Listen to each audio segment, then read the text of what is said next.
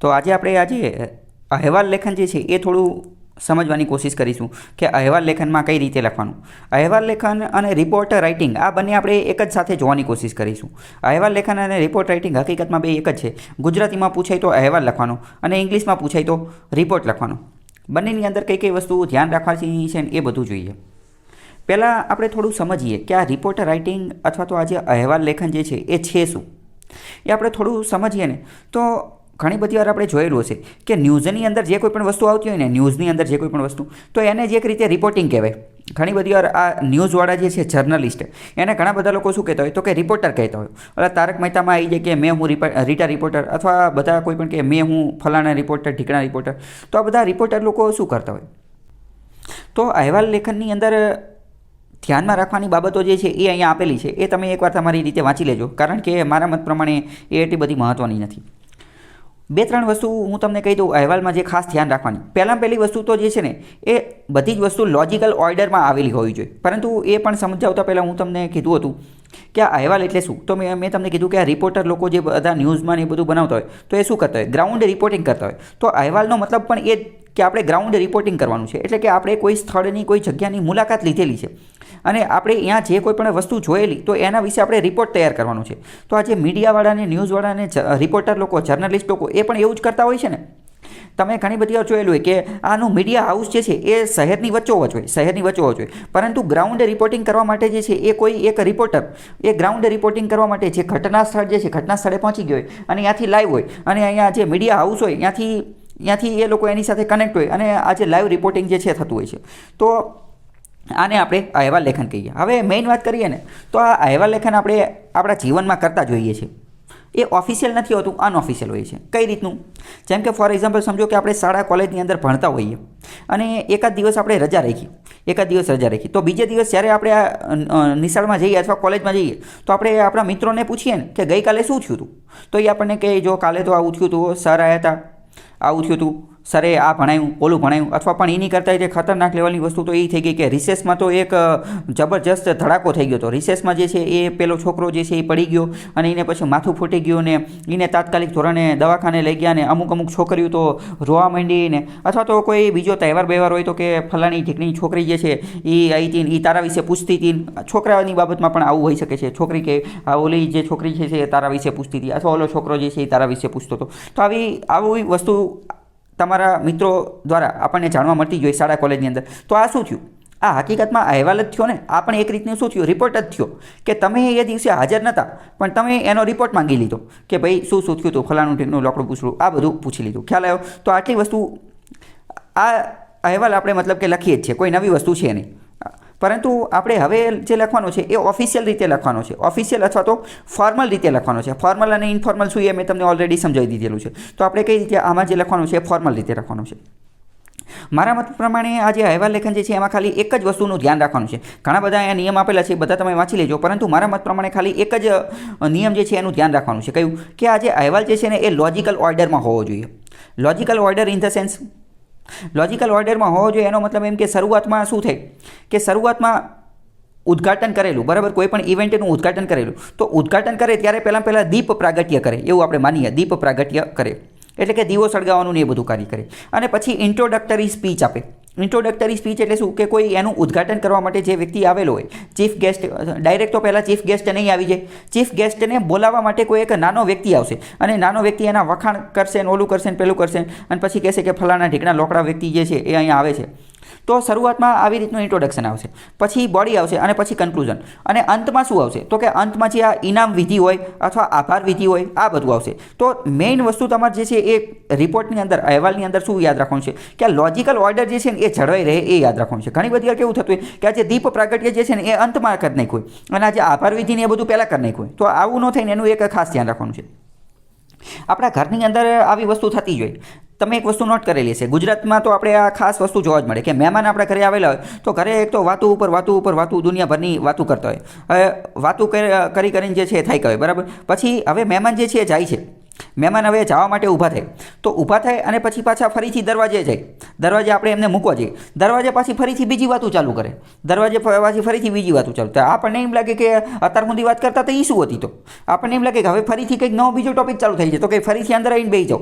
તો એવું થવું જોઈએ નહીં. ખ્યાલ આવ્યો હું શું સમજાવવા માગું છું? મુખ્યત્વે વાત કરીએ તો એક જ નિયમ જાળવવાનો છે કે લોજિકલ ઓર્ડર જે છે એને બ્રેક કરવાનો નથી. બાકી બધું રીતે બાકી બધા નિયમો તો કે સ્પષ્ટ હોવું જોઈએ ને એ તો હવે ખ્યાલ જ હશે. અહીંયા આટલી પરીક્ષા પાસ કરી હોય, પ્રિલિમ્સ પાસ કરી હોય તો એટલું તો કહો કે સ્પષ્ટ અને સરળ ને ગુજરાતી સારું હોવું જોઈએ ને જોડણીની ભૂલ ન હોવી જોઈએ ને. આ તો એ તો બધું ઓકે છે, બરાબર. આપણે બીજું થોડુંક ઉદાહરણના માધ્યમથી સમજવાની કોશિશ કરીએ તો હું તમને કીધું તો મેં તમને કીધું આની અંદર પણ આપણે મેઇન વસ્તુ શું યાદ રાખવાની છે કે શરૂઆતમાં ઇન્ટ્રોડક્શન આપવાની, પછી બોડી અને પછી કન્ક્લુઝન, આવી રીતે આપવાની કોશિશ કરીશું. આની અંદર પણ સેમ આપણે એ જ ફોર્મેટ આપીશું. હવે ઇન્ટ્રોડક્શન કઈ રીતે લખવાનું ને એનું હું તમને એકદમ સહેલામાં સહેલી વસ્તુ કહી દઉં છું. ઇન્ટ્રોડક્શન તમે ગમે એવો અહેવાલ રિપોર્ટ પૂછાયેલો છે ને સરળતાથી લખી શકશો. ઇન્ટ્રોડક્શનની અંદર તમારે શું કરવાનું તો કે ઇન્ટ્રોડક્શન જે છે ને એમાં તમારે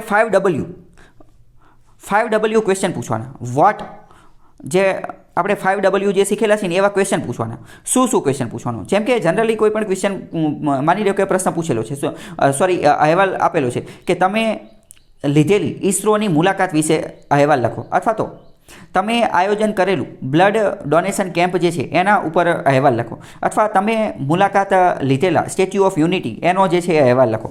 તો આવા કેસની અંદર શરૂઆતમાં ઇન્ટ્રોડક્શનની અંદર શું લખવાનું? આપણે પ્રશ્ન પૂછવાના. કયા પ્રશ્ન? તો કે 5W ક્વેશ્ચન પૂછવાના. વોટ એટલે કે શું છે, તો કે જે ઘટના જે છે એ શું છે, તો કે કઈ ઘટના છે, તો કે બ્લડ ડોનેશન કેમ્પની ઘટના છે, અથવા સ્ટેચ્યુ ઓફ યુનિટીની મુલાકાત લીધી એની ઘટના છે. બીજું પ્રશ્ન પૂછવાનો વહેર, કે આ જે ઘટના જે છે, આ જે ઇવેન્ટ જે છે એનું આયોજન ક્યાં કરેલું છે. આ બધી વસ્તુ હું તમને જ્યારે આ 5W સમજાવી રહ્યો છું તો તમે ઇમેજિન કરો. શું ઇમેજિન કરો? કે આ મીડિયાવાળા જે છે જ્યારે રિપોર્ટિંગ કરતા હોય, ગ્રાઉન્ડ રિપોર્ટિંગ કરતા હોય ત્યારે એ કઈ વસ્તુનું ધ્યાન રાખે છે? તો પહેલાં એ તો કહેશે ને વોટ, શું છે, ઘટના શું છે, કોકનું મર્ડર થઈ ગયું છે, કોકની હત્યા થઈ ગઈ છે. બીજી વસ્તુ વહેર, આ ઘટના ક્યાં ઘટેલી છે, આ ઘટના જે છે એ ક્યાં ઘટેલી છે. ત્રીજી વસ્તુ તો કે આ સ્ટેચ્યુ ઓફ યુનિટી તો કે ક્યાં હોય, તો કે નર્મદાની અંદર, કેવડિયા કોલોનીની અંદર હોય. બ્લડ ડોનેશન કેમ્પ તો એ કઈ જગ્યાએ હોય, તો કે એ કોઈ પણ જગ્યાએ હોઈ શકે છે, કોલેજની અંદર હોઈ શકે છે, કંપની જે છે એ સોશિયલ રિસ્પોન્સિબિલિટી CSRના માધ્યમથી હોઈ શકે છે, અલગ અલગ ઘટનાના કોઈ પણ જગ્યાએ હોઈ શકે છે. તો બીજું વહેર. ત્રીજા નંબરની વસ્તુ જે છે એ શું લખો, તો કે વહેન, ક્યારે આ આખી ઘટના જે છે એ ક્યારે ઘટેલી છે. વહેન પહેલાં ઇન્ટ્રોડક્શનની જ આ બધી વાત કરી છે. વહેન એટલે કે ક્યારે ઘટેલી છે, આ ઘટના જે છે ક્યારે ઘટેલી છે અને કેટલા સમય માટે, 2 દિવસ માટે, 3 દિવસ. જેમ કે બ્લડ ડોનેશન કેમ્પ હોય તો કદાચ 1 દિવસ માટે રાખેલું હોય, કદાચ એવું બની શકે કે એ આ નેશનલ હેલ્થ ડે એટલે કે રાષ્ટ્રીય સ્વાસ્થ્ય દિવસ અથવા તો ઇન્ટરનેશનલ હેલ્થ ડે, આંતરરાષ્ટ્રીય સ્વાસ્થ્ય દિન જે છે એના નિમિત્તે આપણે આ ઘટનાનું આયોજન કરેલું છે. હવે માની લો કે પર્યાવરણની જાળવણી બાબતે કોઈ અહેવાલ પૂછેલો હોય તો આપણે એવું કહી શકીએ કે 5 જૂનના દિવસે અમે એનું આયોજન કરેલું હતું. એ દિવસનો એનો કઈ રીતે ઉપયોગ કરવાનો, આપણું જે GSનું નોલેજ જે છે એનો કઈ રીતે ઉપયોગ કરવાનો એ આપણે આગળ જોઈશું. પરંતુ પહેલાં આપણે આ 5W સમજીએ. પહેલાં તો કે વોટ, વહેર, વહેન. પછી શું છે તો કે વહાય. આપણે આજે ઘટના, આજે ઇવેન્ટ જે છે એનું આયોજન શા માટે કરેલું છે, વહાય શા માટે આયોજન કરેલું છે, તો કે ભાઈ તમે ઈસરોની મુલાકાત લીધેલી, તો શા માટે ઈસરોની મુલાકાત લીધેલી, તો કે લોકોની અંદર સાયન્ટિફિક એન્વાયરમેન્ટ અથવા તો સાયન્ટિફિક સાયકોલોજી, વૈજ્ઞાનિક અભિગમ અને વૈજ્ઞાનિક માનસ જે છે એ ક્રિએટ થાય એના માટે બધા કોલેજમાંથી, શાળામાંથી બધાને લઈ ગયા હતા. અથવા ઘણી બધી વાર એવો પ્રશ્ન પૂછેલો કે એન્જિનિયરિંગ કોલેજમાંથી રિલાયન્સનો જે પેટ્રોલ પંપ જે છે, પેટ્રોલ રિફાઇનરી જે ઇન્ડસ્ટ્રી જે છે એનું આયોજન સમજવા માટે એન્જિનિયરિંગ સ્ટુડન્ટને લઈ ગયા હતા. અથવા તો કે આ જે દાંડી માર્ચનું જે દાંડી મેમોરિયલ જે છે દાંડીની અંદર, નવસારીની અંદર, ત્યાં લઈ ગયા હતા. તો એની પાછળનું કારણ, વાય શું કારણ હતું એ આપણે વિચારવાનું કે શું કારણ હોઈ શકે કે આ દાંડી માર્ચે લઈ ગયા. તો કે ભાઈ અત્યારે આઝાદી કા અમૃત મહોત્સવ ચાલે છે, 75 વર્ષ પૂરા થયા, તો કે યુવાનોની અંદર ગાંધીજી પ્રત્યેના આદર્શો પેદા થઈને આવી બધી વસ્તુ હોય તો એ વાય કારણ જે છે એ લખવાનું. અને બીજું વુ એટલે કે કોણ ગયું હતું, તમે એકલા ગયા હતા કે હારે બીજા 2-3 જણા મિત્રોને લઈ ગયા હતા કે પછી સહકર્મીઓ કોલેજમાં કામ કરતા હોય એ બધાને લઈ ગયા હતા. આવી બધી વસ્તુ ધ્યાન રાખવાની, બરાબર. તો ઇન્ટ્રોડક્શનની અંદર મેઇન વસ્તુ શું ધ્યાન રાખવાની, શું આટલી અત્યારે મેં તમને જે વસ્તુ કીધી એના આધારે તમે ઇન્ટ્રોડક્શન કરી શકશો કે નહીં. ઇન્ટ્રોડક્શન એકદમ સહેલું, 5W યાદ રાખવાના, વોટ, વહેન, વહેર, વહાય અને વુ.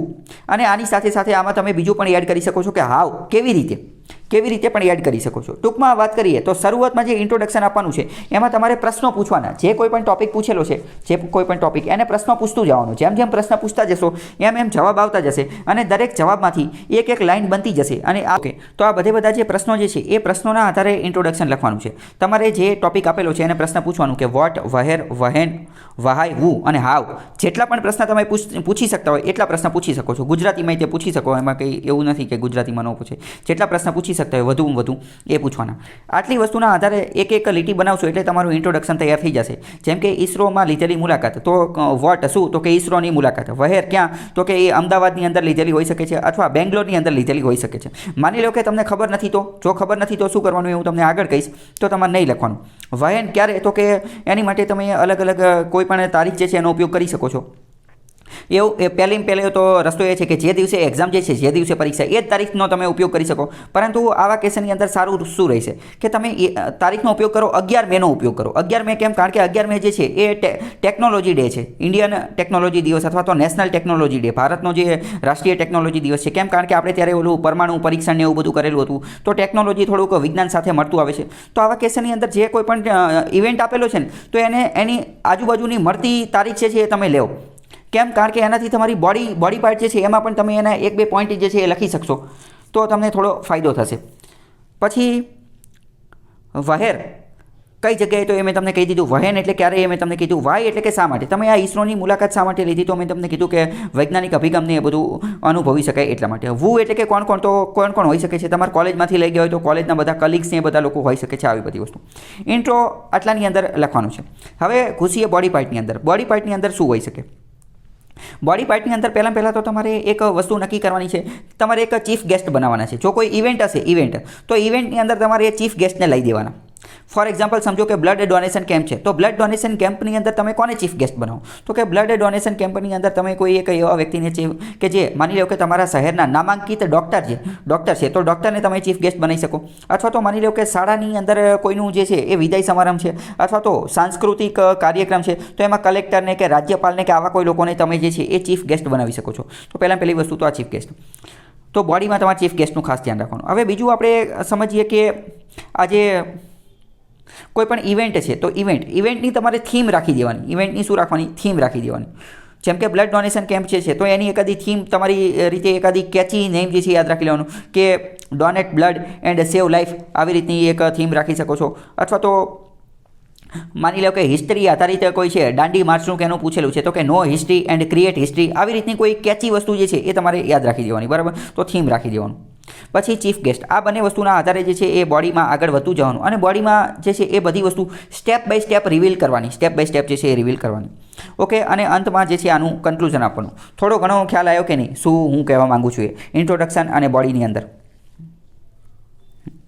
ચલો, હવે બીજી મહત્ત્વની વસ્તુ હું તમને કહું તો એ શું છે, એમાં તમારે ખાસ યાદ રાખવાનું કે મોટે ભાગે તમારે શું કરવાનું, જે કોઈ પણ ટૉપિક પૂછેલો છે તો તમારે એવી કોશિશ કરવાની કે એ ટૉપિક જે છે એ ટૉપિકને લગતો દિવસ હોય ને, એ ટૉપિકને લગતો દિવસ, તો એ દિવસે તે ઇવેન્ટ થયેલો છે એવી ઘટના ઘટાડવાની.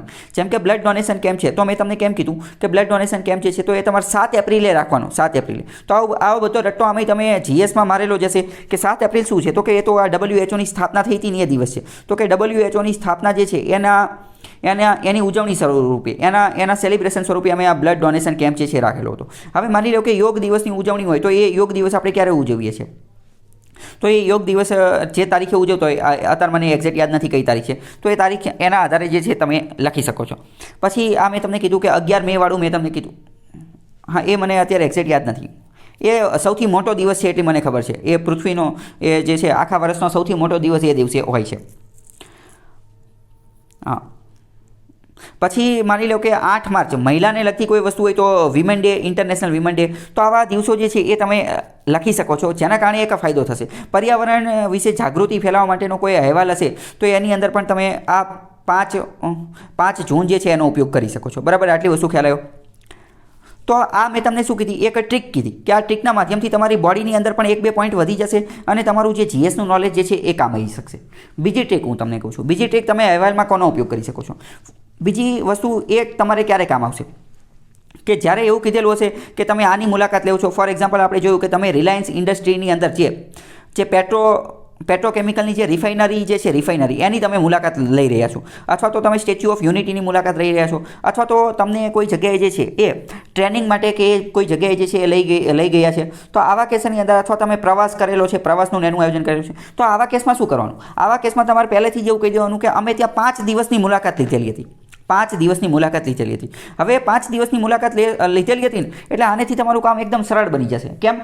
તમે પહેલાં જ કીધું હતું કે અમે 5 દિવસની મુલાકાત લીધેલી હતી. હવે તમારે 5 દિવસનું દિનચર્યા કરી નાખવાની કે પ્રથમ દિવસે અમે આવું કર્યું, બીજા દિવસે અમે આવું કર્યું, ત્રીજા દિવસે આવું કર્યું, ચોથા દિવસે આવું કર્યું, પાંચમા દિવસે આવું કર્યું. અને જ્યારે અંતિમ દિવસ હતો એટલે કે 5મો દિવસ હતો, આ 5 દિવસમાં જો તમારી પાસે ડેટા વધારે હોય તો તમે 7 દિવસ અઠવાડિયાની મુલાકાત લીધેલી હતી એવું પણ તમે કહી શકો છો. અને અંતિમ દિવસની અંદર તમે શું કરી શકો છો?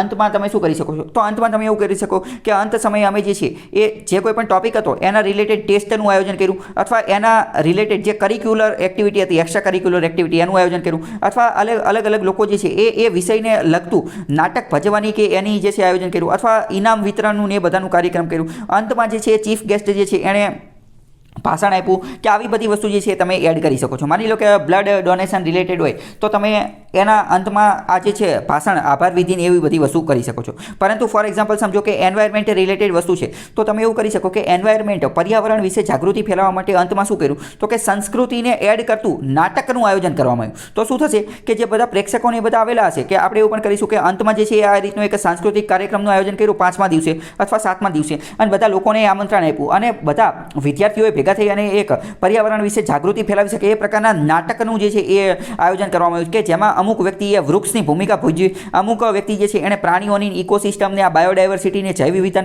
આ બધી વસ્તુની પણ ભૂમિકા ભજવી અને લોકોને પ્રત્યક્ષ ડાયરેક્ટ મેસેજ આપવાની કોશિશ કરી, જેના કારણે આ બધી વસ્તુ એડ થઈ. તો આ તમે જોયું કે આપણે અલગ અલગ વસ્તુ કઈ રીતે કનેક્ટ કરી રહ્યા છીએ. પછી માની લો કે કોઈ બીજી વસ્તુ હોય તો એમાં તમે જે છે એ અમે તમને કીધું એવી રીતે કે અમે અંતમાં શું કર્યું તો કે ટેસ્ટનું આયોજન કર્યું. કોઈ એ રીતનું માની લો કે ઈસરોની મુલાકાત લીધી તો એવું કહી શકો કે અંતમાં અમે જે છે એ સ્પેસ રિલેટેડ એટલે કે અંતરિક્ષ રિલેટેડ અમુક ટેસ્ટનું ને એ બધાનું આયોજન કર્યું. આવી બધી વસ્તુ તમે એડ કરી શકો છો. ખ્યાલ આવ્યો? આ બધી વસ્તુ જે છે એને એ તમારું જે વેલ્યુ જે છે એને એનરીચ કરશે અથવા બીજા કરતાં થોડું અલગ બનાવશે. આમાં એક રીતે જોઈએ તો મેં તમને કોઈ નવી વસ્તુ કીધી નથી. મેં તમને ખાલી વિચારવાનો પોઈન્ટ ઓફ વ્યૂ કહી દીધો કે તમારે કયા આધારે વિચારવાનું છે. હવે આપણે એના આધારે અમુક ક્વેશ્ચન જે છે એને આપણે લેવાની કોશિશ કરીએ. પહેલો ક્વેશ્ચન આમાં આપેલો છે, DYSO 2019માં જ પૂછાયેલો છે આ પ્રશ્ન કે ઉનાળુ વેકેશનમાં તમે પરિવારના સભ્યો સાથે લીધેલી ભારતીય અવકાશ સંશોધન કેન્દ્ર ઈસરોની મુલાકાત વિશે અહેવાલ લખો. પહેલાં તો તમારા પ્રશ્ન જે છે ને એ 2-3 વાર વાંચવાનો છે. 2-3 વાર વાંચવાનો. હવે જો અહીંયા અમુક વસ્તુ તો પહેલાં જ ક્લિયર કરી દીધી છે કે મુલાકાત લીધી ક્યારે લીધી તો કે સમર વેકેશનની અંદર, ઉનાળુ વેકેશનની અંદર. એટલે હવે તમારે બીજું કોઈ આડું કંઈક વિચારવાની જરૂર નથી. ઉનાળુ વેકેશનમાં લીધી. પછી બીજું કે કોની યારે કે કોલેજમાંથી ગયા હતા કે ઓફિસમાં બધા મિત્રો ગયા હતા તો કે ના, પરિવારના બધા સભ્યો હતા ને એ ગયા હતા, પરિવારના બધા સભ્યો ગયા હતા. અને હવે અવકાશ સંશોધન કેન્દ્ર ઈસરોની મુલાકાત લીધી. તો ઈસરો આપણે અહીંયા અમદાવાદમાં છે અને બેંગ્લોરમાં એની મેઇન ઓફિસ છે. તો એ ક્યાં લીધી એ નથી ખબર. તો તમને જેના વિશે સારું લાગતું હોય એના વિશે તમે લખી શકો છો. માની લો કે અમુક એવા વ્યક્તિ હોય કે જે અમદાવાદ ઈસરોની મુલાકાત ઓલરેડી લીધેલી જ છે અથવા બેંગ્લોર ઈસરોની મુલાકાત લીધેલી છે, તો એની માટે તો આ એક રીતે રમત વાત થઈ જશે, કારણ કે એને ત્યાં બધું જોયેલું જ હોય, એ જ બધું શબ્દોમાં ઢાળવાનું હોય. પણ તો આ કેસની અંદર જે શબ્દોની રમત જે છે એ સારી રીતે રમવાની છે. ખ્યાલ આવ્યો? હવે મેં તમને કીધું એવી રીતે આપણે આની ઉપર જે છે પહેલાં આને ક્વેશ્ચન પૂછતા જઈએ. આપણે જે શરૂઆતમાં ઇન્ટ્રોડક્શન આપવા માટે મેં તમને કીધું કે 5W અથવા તો જે બધા ક્વેશ્ચન પૂછતા જઈએ કે શું તો કે ઈસરોની મુલાકાત લીધી. ક્યારે મુલાકાત લીધી તો કે ઉનાળુ વેકેશનની અંદર. કોની સાથે તો કે પરિવારના એ બધાના મિત્રો સાથે. હવે શા માટે મુલાકાત લીધી તો કે તમારે આમાં તમે એવી વસ્તુ કરી શકો કે તમે કોઈ મોટા વ્યક્તિ છો અથવા તો તમે ઓલરેડી સાયન્સ સાથે જોડાયેલા વ્યક્તિ છો અથવા તમે ઓલરેડી જે છે એ સાયન્સ ઈસરોની અંદર ફરજ ભજવી રહ્યા છો. તો તમે એવું વિચાર્યું કે તમારા પરિવારના અન્ય લોકો જે છે ને એની અંદર પણ વૈજ્ઞાનિક અભિગમ અથવા તો સ્પેસ અવેરનેસ, અવકાશ બાબતે જાગૃતિ ફેલાય એની માટે તો તમે આ મુલાકાત લીધેલી હશે. તો વાય એનો જવાબ મળી ગયો. હવે પ્રશ્ન પૂછે કે હાવ, કેવી રીતે મુલાકાત લીધી? તો હાવનું પણ તમે કહી શકો છો. તો તમે ઈસરો અમદાવાદની મુલાકાત લીધી, બરાબર. પછી આમાં તમારે હાવ એટલે એવું નથી લખવાનું કે અમે વિમાનમાં બેસીને બેંગ્લોર ગયા અને ત્યાંથી પછી રિક્ષા કરી, ત્યાંથી બસ કરીને, એમાં બહુ બધી ભીડ હતી ને એવું બધું આમાં ગોળા નથી મારવાના.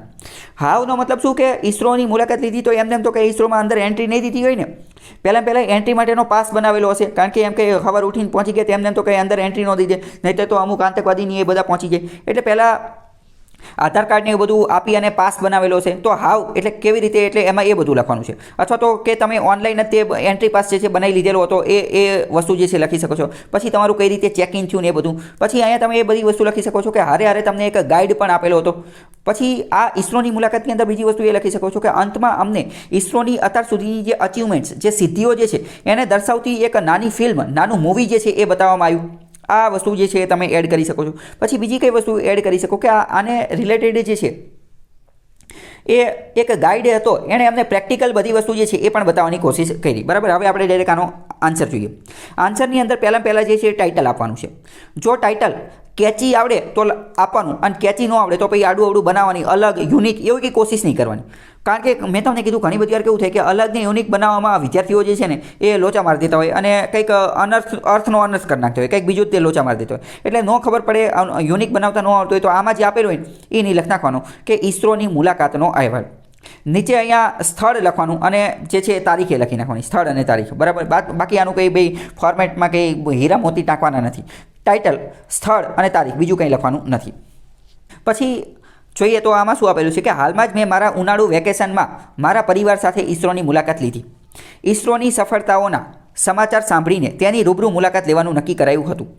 હવે જો આમાં તમે થોડુંક આનો બેકગ્રાઉન્ડ પણ આપી શકો છો કે આમાં તમે એવું વિચારી શકો છો કે મારો જે નાનો ભાઈ હતો એણે એક દિવસ મને સવાલ પૂછેલો હતો કે ઇસરોએ એક સાથે 105 સેટેલાઇટ લોન્ચ કરેલા હતા. એ ન્યૂઝ અથવા એ સમાચાર છાપામાં વાંચી અને મારા નાના ભાઈએ મને ઇસરો વિશે થોડો પ્રશ્ન પૂછેલો હતો. તો ત્યારે જ મેં નક્કી કરેલું હતું કે મારા ભાઈને મારા પરિવાર સહિત જે છે હું ઇસરોની મુલાકાતે લઈ જઈશ, અને ત્યારે નક્કી કરેલું હતું. અને આ ઉનાળા વેકેશનમાં સમય મળતા જ મેં મારા પરિવાર સાથે ઇસરોની મુલાકાત લીધેલી હતી. બરાબર, તો આનાથી શું થશે, 2-3 વાક્ય વધી જશે. ખ્યાલ આવ્યો કઈ રીતે આપણે કનેક્ટ કર્યું? એના કારણે શું થયું કે ઇસરોની ભાઈ આ 105 સેટેલાઇટવાળી સિદ્ધિ હતી એ પણ આપણે થોડીક આમાં એડ કરી દીધી. બીજું કે સૌપ્રથમ અમે ત્યાં જવા માટે પાસ ખરીદ્યા, એટલે કે પાસ બનાવ્યો. તો કે હાવ કેવી રીતે એ આની અંદર આવી ગયો. પછી ત્યારબાદ બીજા દિવસે અમે ઇસરો પહોંચ્યા. ઇસરોની સુરક્ષાને લીધે ત્યાંની સિક્યોરિટી ખૂબ જ કડક હતી. મેં તમને કીધું કે ત્યાંની સિક્યોરિટી કેવી હતી, કડક હતી. અને દિવસ દરમિયાન મુલાકાતીઓની સંખ્યા પણ નક્કી કરવામાં આવેલી હતી. બીજું તમે એ પણ લખી શકો કે અંદર અમને મોબાઈલ ને કેમેરા ને એવું બધું લઈ જવા નહોતું દીધું, અથવા લઈ જવા દીધું હોય તો મર્યાદિત ક્ષેત્રે આમાં નથી જ લઈ જવા દેતા, અહીંયા તો ના જ પાડી દેવાની. બરાબર, ત્યાં અમને ગાઈડ દ્વારા એક હોલમાં લઈ જવામાં, અહીંયા હાલ લખેલું છે પણ હાલ નહીં આવે, હોલમાં લઈ જવામાં આવ્યા, જ્યાં ઇસરોના સ્થાપક ડૉક્ટર વિક્રમ સારાભાઈથી લઈને અત્યાર સુધીના જે ચેરમેન રહી ચૂકેલા તમામ વિશે માહિતી અને તેની સફળતાઓ અને તેમના સમયમાં થયેલા મિશનોની માહિતી હતી. હવે સમજો, જ્યારે તમે ઇસરોની મુલાકાત લીધેલી છે તો મેં તમને કીધું તો તમે બધો ડેટા લખી જ શકશો, પરંતુ કાંઈ ખબર જ નથી તો શું કરવાનું? કાંઈ ખબર જ નથી તો ઇસરો કોની સાથે જોડાયેલું છે, તો કે સ્પેસ સાથે જોડાયેલું છે, તો એની આજુબાજુ લખવાનું ચાલુ કરી દેવાનું. સ્પેસમાં એ તો ખબર હોય કે ડૉક્ટર વિક્રમ સારાભાઈ સ્પેસના પિતા ગણાય છે, તો એનું તો અહીંયા હશે જ તે. પછી બીજું શું લખવાનું કે તેના સમયમાં થયેલા મિશનોની માહિતી મળી. તેના પછી એક ગેલેરીમાં જ્યાં ડિજિટલ સ્ક્રીન હતી અને તેમાં ઇસરોના ભવિષ્યના કાર્યક્રમોની સૂચિ અને તેનું મહત્ત્વ પણ જણાવેલું હતું. ભવિષ્યના કાર્યક્રમો વિશે લખવાનું કે ભવિષ્યના એના કયા મહત્વાકાંક્ષી મિશન છે એ બધા. ત્યાર પછી અમે ઇસરો દ્વારા બનાવવામાં આવેલા વિવિધ મોડલની નાની પ્રતિકૃતિઓ છે. હવે બીજું તમને એ પણ ખબર હોય કે ઇસરો GSLV અને PSLVની એની આજુબાજુ ફરતું હોય છે. તો GSLV અને PSLV એનું મહત્વનું છે, તો એ રોકેટને એ બધાની વાત જે છે એ પણ તમે આની અંદર જે છે એ લખી શકો છો. અને ત્યાં વૈજ્ઞાનિક દ્વારા થતી કામગીરીઓ જોઈને પ્રોજેક્ટ રૂમમાં ગયા અને રોકેટ લોન્ચથી લઈને, હવે જો રોકેટ લોન્ચિંગની સમગ્ર વિધિ જે છે એ અમને વિડીયોના માધ્યમથી અથવા જે વૈજ્ઞાનિક હતા એના દ્વારા સમજાવવામાં આવી, થિયરીના માધ્યમથી એ લખી શકો છો. બીજું અહીં તમે એ પણ લખી શકો છો કે મારો નાનો ભાઈ હતો તેણે મને કીધું, તેણે મને જણાવ્યું, શું જણાવ્યું કે અત્યાર સુધીમાં એણે જે આ ન્યૂટનના ગતિનો જે ત્રીજો નિયમ જે છે એ અત્યાર સુધી એણે ખાલી થિયરીમાં જ વાંચેલો હતો, પરંતુ પ્રથમવાર એણે આ સેટેલાઇટ લોન્ચ થતી પ્રતિકૃતિ વિડીયો સ્વરૂપે જોઈ અને વૈજ્ઞાનિકો દ્વારા જે સમજાવવામાં જોઈ, તો ન્યૂટનના ગતિના ત્રીજા નિયમની તેણે પ્રત્યક્ષ અનુભૂતિ કરી અથવા સાક્ષાત્કાર કર્યો. તો આવું પણ તમે તમારું જે બીજું નોલેજ જે છે એ પણ એડ કરી શકો છો, કારણ કે આ ભાઈ સેટેલાઇટ લોન્ચ થાય તો એ ત્રીજા નિયમથી તો થાય છે. 3Dમાં જોઈને કઈ રીતે આપણને મદદરૂપ થાય છે, માહિતગાર કરીને આવી બધી વસ્તુ, પછી ઘરે જવા નથી અને એવી બધી વસ્તુ. ખ્યાલ આવશે કે નહીં આવે? ઓકે, તો હવે બીજો જોઈએ. બીજો શું કહે છે એ જોઈએ. મેઇન મેં તમને કીધું આમાં તમારે કઈ કઈ વસ્તુ ધ્યાન રાખવાની. એક તો જે લોજિકલ ઓર્ડર જે છે એ ફોલો થવું જોઈએ, અને બીજી તમારી પાસે જેટલી પણ એડિશનલ ઇન્ફોર્મેશન જે છે, વધારાની માહિતી જે છે એનો તમારે આમાં વધુ અને વધુ જે છે એ ઉપયોગ કરવાનો છે. ફોર એક્ઝામ્પલ અહીંયા બીજું આપેલું છે કે ગુજરાતની આદિવાસી પ્રજાનું સંસ્કૃતિ, કલા અને સાહિત્યની જાળવણી અને પ્રસરણ અર્થે પ્રકૃત ક.ખ.ગ. સંગ્રહાલયની મુલાકાત લીધા પછી સંગ્રહાલયની સામગ્રી, સંસ્થાની કામગીરી અને ઉપલબ્ધિઓ વર્ણવતો અહેવાલ લખો. જો એક રીતે જોઈને આવો ક્વેશ્ચન પૂછાય ને તો આ બહુ સુંદર કહેવાય કેમ? કારણ કે આની અંદર જ બધું બ્રેકઅપ કહી દીધું છે. શું શું લખવાનું એ જ કહી દીધું. જો કે ગુજરાતની આદિવાસી પહેલાં તો કોની મુલાકાત લીધેલી છે? તો કે મ્યુઝિયમની, સંગ્રહાલયની મુલાકાત લીધેલી છે. અને મુલાકાત લઈ લીધેલી છે એની પછી જે સંગ્રહાલયની સામગ્રી, તો પહેલો એક ફકરો તો તમારા આનો લખાઈ જાય કે સંગ્રહાલયની અંદર કઈ કઈ સામગ્રી હતી, કે આદિવાસી જે સંસ્કૃતિ હતા એના રિલેટેડ જે એમના પહેરવેશના જે બધા કપડાં એવું બધું હતું, અથવા એમના જે વાદ્ય અથવા એમના મેળાની ને એ બધાની જે બધી વસ્તુ હોય, તો સામગ્રી કે વાંસમાંથી બનાવેલી સામગ્રીની એવી બધી વસ્તુ જે લાગુ પડતી હોય, તો એક ફકરો તો તમારે એને થઈ ગયો. પછી આ જે મ્યુઝિયમ, આ જે સંગ્રહાલય જે છે એ સંગ્રહાલયની જે સંસ્થા જે છે એની કામગીરી શું છે? તો કે અવેરનેસ ફેલાવવાનું કામ કરે છે, અથવા તો આ મ્યુઝિયમ જે છે સંગ્રહાલય એની જાળવણી કઈ રીતે કરે છે? તો કે એનું એડમિનિસ્ટ્રેશન કઈ રીતે કરે છે? એની ટિકિટ છાપવાનું, કારણ કે અહીંયા જવા માટે એન્ટ્રી ફી ને એ બધું લેતા હશે એ. પછી નવી સંગ્રહાલયની અંદર નવી વસ્તુ એડ કરવાનું એવું કામ કરતી હશે. જૂની જે કોઈ પણ વસ્તુ મળે આદિવાસી રિલેટેડ, તો એને એડ કરવાનું ને એ બધું કામ કરતો હશે. તો એની કામગીરી, એનો બીજો ફકરો થઈ જાય. ત્રીજો ફકરો એની ઉપલબ્ધિઓ વર્ણવી નાખવાની, કે એણે અત્યાર સુધીમાં ઘણી બધી જગ્યાએ આ આદિવાસી સંસ્કૃતિ રિલેટેડ જે છે એ અવેરનેસ, જાગૃતિ ફેલાવી છે. અહીં તમે એ વસ્તુ પણ લખી શકો છો કે આને જે છે એ આ સંસ્થા અબક નામની આ કખગ સંગ્રહાલયની આ જે સંસ્થા જે છે એને રાષ્ટ્રપતિ દ્વારા બેસ્ટ એવોર્ડ પણ મળેલો છે, અથવા રાજ્યપાલ દ્વારા બેસ્ટ એવોર્ડ મળેલો છે. અને એવું પણ લખી શકો, આની ઉપલબ્ધિમાં તમે બીજું એવું લખી શકો કે એ દરેક શાળાની અંદર જઈને, દરેક કોલેજોની અંદર જઈ અને આદિવાસી લોકોનું આ પર્યાવરણને બચાવવા માટે શું યોગદાન છે એ આપે છે. બરાબર? તો જ્યારે આવો એસે પૂછેલો હોય તો એક રીતે આ બેસ્ટ કહેવાય. કઈ રીતે બેસ્ટ કહેવાય? કારણ કે બધું બ્રેકઅપ આમાં જ આપેલું છે. આપણે ખુદને કંઈ બ્રેકઅપ કરવાની જરૂર જ નહીં. ખ્યાલ આવ્યો કે નહીં? અથવા અને જો મેં તમને કીધું કે જો ન આપેલું હોય તો તમારે ખુદ બ્રેકઅપ કરવાનું, ખુદ બ્રેન સ્ટોર્મિંગ કરવાનું. અને બીજું મેં તમને કીધું, હવે તમે જે કોઈ પણ કરંટ અફેર એવું બધું વાંચો તો એની અંદર આ બધી વસ્તુ જોઈ શકાય. હવે જો અહીંયા હું તમને કહું, અહીંયા તમે તમારા જીએસનું નોલેજ કઈ રીતે ઉપયોગ લઈ શકો. એક દિવસ છે ઇન્ટરનેશનલ ટ્રાઇબલ ડે. હકીકતમાં એનું નામ છે ઇન્ટરનેશનલ ઇન્ડિજિનિયસ ડે. ઇન્ડિજિનિયસ એટલે કે સ્વદેશી લોકો માટેનો દિવસ છે. એ દિવસ છે 9/8 એટલે કે 9 ઓગસ્ટ 98. 9 ઓગસ્ટ દિવસ જે છે એ ઇન્ડિજિનિયસ ડે છે, એટલે કે આદિવાસી દિવસ છે, આદિવાસી લોકોનો દિવસ છે. તો તમે અહીંયા એ દિવસે તમે એની મુલાકાત લીધેલી હતી, એ વસ્તુ તમે કહી શકો છો. હવે બીજું જોઈએ કે પહેલાં તો આપણે આના ઇન્ટ્રોમાં શું લખી શકીએ. તો ઇન્ટ્રોમાં મેં તમને કીધું કે 98 9 ઓગસ્ટે તમે મુલાકાત લીધેલી હતી એ લખી શકો. બીજું તમે કેવી રીતે મુલાકાત લીધેલી હતી અને શા માટે મુલાકાત લીધેલી હતી, કોની હારે લઈ ગયા હતા અને મુલાકાત લીધેલી હતી, તો આ બધી વસ્તુ લખી શકો છો. આમાં જે તમે પહેલાં તો કે તમે એન્ટ્રી પાસ છે લીધેલો હતો, એક હારે ગાઈડ આપી લીધેલો હતો. જો આવી કોઈ પણ જગ્યાએ મુલાકાત લીધેલી હોય તો ગાઈડ વગર આપણું કામ નકામું. કારણ કે હવે આપણને અહીંયા કંઈ ખબર ન પડે. હું તમને એક ચોખ્ખી વાત કરું કે તમે લોથલની મુલાકાત લેવો, ધોળાવીરાની મુલાકાત લેવો, અથવા ઇન્ડસ વેલીની કોઈ પણ સાઇટની મુલાકાત લેવો તો તમને અહીંયા કાંઈ જ ખબર ન પડે. લોથલની મુલાકાત લેવો તમને એમ લાગે કે આ બધા શું ગોળા છે, કે આ કંઈ ખબર જ નથી પડતી. પણ જ્યારે ગાઈડ હોય અને ગાઈડ આપણને સમજાવીને ત્યારે ખબર પડે કે આનું જે હકીકતમાં જે મહત્વ જે છે એ શું છે. જેમ કે હું તમને મારી વાત કરું કે મેં એલિફન્ટાની કેવની મુલાકાત લીધેલી છે. આ જે એલિફન્ટાની ગુફા આવેલી છે મુંબઈની અંદર, તો એની મેં મુલાકાત લીધેલી. તો એની ત્યાં અમે એક ગાઈડ રાખેલો હતો. તો ગાઈડે અમને અમુક અલગ વસ્તુ દર્શાવી કે જે આપણે કદાચ એમને જમીન તો ખબર જ ન પડે. કઈ વસ્તુ દર્શાવી કે અહીંયા ઓલી આજે બ્રહ્મા વિષ્ણુ મહેશની જે મૂર્તિ છે, બધા એવું કહે છે કે બ્રહ્મા વિષ્ણુ મહેશ છે, તો એની મૂર્તિ છે. તો એની મૂર્તિ જે છે એ અમને ગાઈડે શીખવાડ્યું કે જો આને તમે અલગ એંગલથી જુઓ ને તો અહીંયા અલગ વસ્તુ જોવા મળે છે. કે તમે એને સીધું જુઓ તો એની અંદર એ અલગ વસ્તુ દર્શાવે છે. એને આ એંગલથી 90 ડિગ્રીના એંગલથી જુઓ તો અલગ વસ્તુ દર્શાવે છે. પછી એને પૂર્વ દિશામાંથી જુઓ તો એ અલગ નિરૂપણ કરે છે. તો હવે જે વ્યક્તિ નોર્મલ રીતે ગયેલો છે તો એને તો ખબર જ ન હોય કે આને અલગ દિશામાંથી જોવાની છે. પછી અહીંયા એણે અમને બીજી વસ્તુ કીધી કે અહીંયા આ પોર્ટુગીઝ લોકો જે છે એમને આની શોધ કરેલી હતી અને એણે અહીંયા જે છે પહેલાં ગોળીબારી કરેલી હતી, ફાયરિંગ ને એવું બધું કરેલું હતું. તો એ જે ગોળીનું ને એ બધું નિશાન હતું ને એ બધું બતાવે. તો હવે આપણે એમ પહોંચી ગયા ગાઈડ વગર તો આપણને ખબર ન પડે. એટલે આવી કોઈ મુલાકાત લીધેલી હોય તો ગાઈડને એક ચીપકાઈ દેવાનો. બરાબર? ખ્યાલ આવ્યો કે નહીં? બરાબર. મેઇન વસ્તુ તો આનું ટાઇટલ લખવાનું અને અહીંયા સ્થળ અને તારીખ, કંઈ ફોર્મેટમાં કંઈ બહુ તીર મારવાનું નથી. હવે જોઈએ કે આમને શું આપેલું છે કે વર્તમાનમાં અમદાવાદ મુકામે કખગ સંગ્રહાલય ગુજરાતની આદિવાસી પ્રજાની સંસ્કૃતિ, કલા અને સાહિત્યની જાળવણી અને પ્રસરણ માટે કાર્યરત છે. હવે મેઇન વાત કરું તો અહીંયા અમદાવાદ લીધેલું છે, પરંતુ મારા મત પ્રમાણે અહીંયા અમદાવાદ ન લેવું જોઈએ. આઈ થિંક પંચમહાલની અંદર, ગોધરાની અંદર જે છે ને, ગોધરાની અંદર એ આદિવાસીનું સૌથી મોટું મ્યુઝિયમ ત્યાં આવેલું છે. આદિવાસી લોકોનું સૌથી મોટું મ્યુઝિયમ જે છે ને એ આવેલું છે. અને કોઈ પણ લોકો જે આદિવાસી રિલેટેડ કોઈ પણ રિસર્ચ કરતો હોય, પીએચડી કરતો હોય, તો એ બધા લોકો જે છે ને એ અહીંયા જ પહોંચી જતા હોય. કારણ કે બધું જ મટીરિયલ એને અહીંયા મળી જાય ગોધરાની અંદર. બરાબર? તો મારા મત પ્રમાણે આમાં જે જગ્યા જે છે એ રાખવી જોઈએ કે અમદાવાદ ન રાખવી જોઈએ, પરંતુ ગોધરા રાખવી. પછી આગળ જે અહીંયા એવું આપેલું છે કે જે ગુજરાતમાં લુપ્ત થતા આદિવાસી સાહિત્યને વિવિધ સ્વરૂપે સાચવે છે. પહેલાં જો અહીંયા એ જ લખેલું છે કે આપણે આજે સંગ્રહાલય જે છે એની કામગીરી શું છે. તો અહીંયા પહેલાં જે કામગીરી કહી દીધી કે એ લુપ્ત થતું આદિવાસી સાહિત્ય જે છે ને એને વિવિધ સ્વરૂપે સાચવે છે. અહીંયા સાહિત્યની સાથે બીજું પણ લખી શકો છો કે એ આદિવાસી પરંપરા જે છે એને લિપિબદ્ધ કરે છે. આદિવાસીના જે રૂઢિ પરંપરાઓ એ બધાને જે છે એ બધાની પુસ્તકોને એ બધું છાપવાનું ને એ બધું કામ કરે છે, તો એ પણ તમે લખી શકો છો.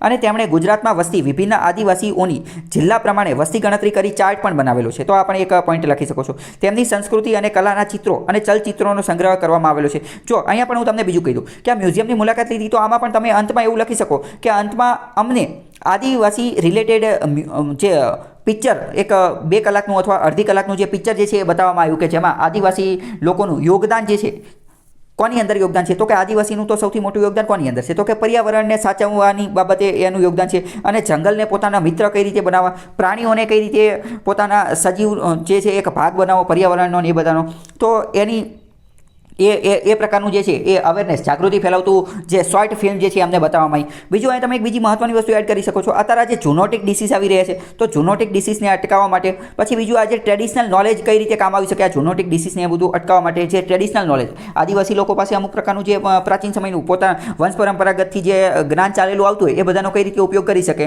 એનું અહીંયા તમે લખી શકો છો. આની પહેલાં મેં તમને એક વાત કીધેલી હતી. શું વાત કીધેલી હતી? કદાચ અત્યારે હું તમને યાદ કરાવું, થોડીક ડિટેલમાં નહીં કહું. આજે સ્ટેમ સેલની વાત કરેલી હતી કે સ્ટેમ સેલ શું છે, તો કે આ ગર્ભનાળની અંદર જે ક્લોટ હોય, ક્લોટ બરાબર, તો કે એની અંદરથી ગમે એ બનાવી શકાય. પણ મેં તમને પહેલાં કહી દીધું ભાઈ આ કોઈ નવી વસ્તુ નથી. અહીંયા હું જ્યાં રહું છું ત્યાં અમારા દાદાને એ બધા પહેલેથી આનો ઉપયોગ કરે છે, સ્ટેમ સેલનો સાલો પહેલાં ઉપયોગ કરે છે. આ એમને એ નથી ખબર કે નામ સ્ટેમ સેલ છે, પણ એનો ઉપયોગ કરે જ છે બરાબર. તો આવું ટ્રેડિશનલ નોલેજ એ આદિવાસી લોકો પાસે પણ હોય છે, દરેક વ્યક્તિઓ પાસે અલગ અલગ હોય છે બરાબર. પછી આ ચલચિત્રોનો સંગ્રહ ને એ બધું, તેઓ અલ્પસંખ્યક રહેલા આદિવાસીઓમાં તેઓની મદદ પણ કરે છે. અને સંસ્થા દ્વારા થયેલા કાર્યક્રમોનો એક દસ્તાવેજ પણ બનાવવામાં આવેલો છે. અને એક પુસ્તકાલય પણની પણ વ્યવસ્થા કરવાની, તો અહીંયા જો લાઇબ્રેરી એક એ વસ્તુ તમે એડ કરી શકો છો. પછી સંસ્થામાં વિવિધ ક્ષેત્રોમાં વસતી અલગ અલગ આદિવાસી જાતિઓની પ્રજાના એક પ્રતિનિધિત્વવાળી મંડળી બનાવવામાં છે. આ મંડળી બનાવવામાં છે. ચલો હવે અહીંયા જો બીજી કઈ વસ્તુ એડ કરી શકાય હું તમને કહું. તમે પીવીટીજીસ વિશે જાણેલું છે? પીવીટીજીસ પર્ટિક્યુલરલી વલ્નરેબલ ટ્રાઇબ ગ્રુપ્સ, બરાબર. યુટ્યુબ ઉપર આનો એક વિડીયો છે બરાબર. અત્યારે હા ડિટેલમાં હું નહીં કહું તો નહીંતર એ વિડીયો જોઈ લેજો. તો પીવીટીજીસ વિશે તમે લખી શકો છો. ગુજરાતમાં ટોટલ 5 પીવીટીજીસ આવેલી છે. તો એ તમે એવું લખી શકો છો કે આ જે મ્યુઝિયમ જે છે ને, આ મ્યુઝિયમની અંદર પીવીટીજીસ જે છે એના માટે એક અલગ વિભાગ બનાવવામાં આવેલો હતો. 5 જે છે એની વિશે તમે લખી શકો છો બરાબર. પછી જે વિવિધ કલા અને સાહિત્યના જાણકાર હોય તેઓ દ્વારા સાહિત્યનું નિર્માણ કરવામાં આવે છે. તેઓ દ્વારા જે પોતપોતાના ક્ષેત્રમાં સંસ્કૃતિ પ્રત્યે જાગૃતતા ફેલાવવામાં આવે છે. સંસ્થા દ્વારા લુપ્ત થતી આદિવાસી જાતિની કલા માટે અલગથી શૈક્ષણિક સંસ્થાઓ, જો એમને અલગ અલગ શૈક્ષણિક સંસ્થાઓ ખોલેલી છે એ લખી શકો છો, જેમાં તેમની સંસ્કૃતિ, કલા, સાહિત્ય વિશે શિક્ષણ આપવામાં આવે છે. હાલમાં જ આ સંસ્થાને ભારત સરકાર દ્વારા આ કાર્ય માટે એવોર્ડ અને 5 લાખ રૂપિયા આપવામાં આવેલા છે બરાબર. તો આ શું થયું? આ એક રીતે પૂર્ણાહુતિ કરવાની કોશિશ કરી. મેં તમને કીધું કે તમારું જે જીએસનું નોલેજ જે છે એને કોઈપણ રીતે આની અંદર જે છે એ વેલ્યુ એડ કરવાની અથવા એને આની સાથે કનેક્ટ કરવાની, કનેક્ટિંગ ધ ડોટ્સ કરવાની કોશિશ કરવાની. પરંતુ આ બધું થશે ક્યારે? બ્રેઇન સ્ટોર્મિંગના માધ્યમથી. હવે તમારે યાદ રાખવાનું, તમે કોઈ પણ નવો ટોપિક વાંચો તો તમારે વિચારવાનું કે આ ટોપિકને શું હું અહેવાલની અંદર, રિપોર્ટર રાઇટિંગની અંદર આનો હું ઉપયોગ કરી શકું કે ન કરી શકું, તો કઈ રીતે ઉપયોગ કરી શકું. તો આ બધી વસ્તુ જે છે એ એડ કરતું જવાનું. હવે અહીંયા તમે એવું પણ લખી શકો કે આજે આ એકલવ્ય મોડેલ રેસિડેન્સી સ્કૂલ બનાવે છે, એ સ્પેશિયલ કોની માટે છે? તો કે આદિવાસી લોકો માટે છે. તો અહીંયા તમે એ પણ લખી શકો કે આ એકલવ્ય મોડેલ રેસિડેન્સી સ્કૂલ જે છે એને પણ આ મ્યુઝિયમ દ્વારા મદદ કરવામાં આવે છે. કઈ રીતે મદદ કરે? તો કે ભાઈ આ બધી આ મ્યુઝિયમની અંદર જે અલગ અલગ સામગ્રીને જે સાહિત્યની બધી વસ્તુ જે છે એ એમને પૂરું પાડે છે. તો આવી રીતે તમે વસ્તુ લખી શકો છો. ખ્યાલ આવ્યો કે નહીં? ત્રીજા નંબરનો જે છે એ તમે એકવાર તમારી જાતે જોઈ લેજો બરાબર. અને બીજી મેં તમને મેઇન વાત શું કીધી ને કે આ બધાની અંદર પણ તમારે મેક્સિમમ એસ્પેક્ટ કવર કરવાની કોશિશ કરવાની બધી જ વસ્તુમાં. જેમ કે જો આપણે જોયું કે આ આદિવાસી ટ્રાઇબલ મ્યુઝિયમ જે છે એની મુલાકાત લીધી, કે ટ્રાઇબલ મ્યુઝિયમની મુલાકાત લીધી, તો આદિવાસી લોકો કોની સાથે જોડાયેલો છે? તો કે એન્વાયરમેન્ટ, પર્યાવરણનો એક મુદ્દો લઈ લીધો, બાયોડાયવર્સિટીનો એક મુદ્દો લઈ લીધો. પછી આજે આદિવાસી લોકો પહેલાં શરૂઆતમાં તો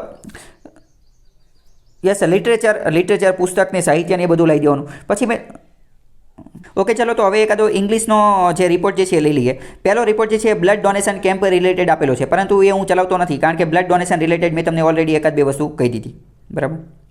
ડાયરેક્ટ આપણે આ ટ્રી પ્લાન્ટેશન વાળો જે છે એ સારો રહેશે. જો શું પૂછેલું છે કે write a report on ambitious tree plantation drive launched by Maharashtra government. Maharashtra સરકારે આજે લોન્ચ કરેલું છે એની બાબતમાં લખવાનું. ફોર્મેટમાં કઈ છે અને અહીંયા ઉપર જે છે એ ટાઇટલ મારવાનું, અહીંયા તારીખ અને નીચે જે છે સ્થળ આપી દેવાનું. હવે તમે તો આજે ટ્રી પ્લાન્ટેશન વિશે આપણે લખવાનું છે. તો આપણે થોડું વિચારીએ તો ખબર પડે કે એન્વાયરમેન્ટ સાથે લેવા દેવા છે. તો આપણને તારક તે મગજમાં સ્પાર્ક થઈ જાય કે આની માટેની આપણી તારીખ કઈ રાખવી જોઈએ. તો કે 5 જૂન, આજે 5 જૂન જે છે એ રાખવી જોઈએ, 5 જૂન. અને 5 જૂનની અંદર જો હવે અહીંયા આપણે બીજું પણ કરી શકીએ. આ 5 જૂન જે છે, 5 જૂન એ તો આપણે રાખી દીધી, અને અહીંયા ટ્રી પ્લાન્ટેશન કીધું છે. તો અહીંયા આપણે એવું પણ કહી શકીએ કે એન્વાયરમેન્ટ ટ્રી પ્લાન્ટેશન વીક, એનું આપણે આખું અઠવાડિયું જે છે એનું આયોજન કર્યું એવું પણ કરી શકીએ છીએ. અથવા તો 5 દિવસ કર્યું કે 1 જૂનથી ચાલુ કર્યું તે 5 જૂન સુધી જે છે એ વૃક્ષો વાવવાનું જે છે ચાલુ રાખ્યું. 5મી જૂન હતી ને ત્યારે એનું સમાપન કાર્યક્રમ જે છે શરૂ કર્યું. તમે કઈ રીતે અત્યારે કીધું કે આજે ફ્રીમાં જે કે જ્યારે પર્યાવરણ દિવસ હોય 5 જૂન ત્યારથી તે 2 અઠવાડિયા સુધી જે છે એ સરકારી નર્સરીની અંદર જે છે એ ફ્રીમાં મફતમાં જે ઝાડવા આપતા હોય છે, તો એ રિલેટેડ આની અંદર તમે કનેક્ટ કરી શકો છો. ખ્યાલ આવ્યો?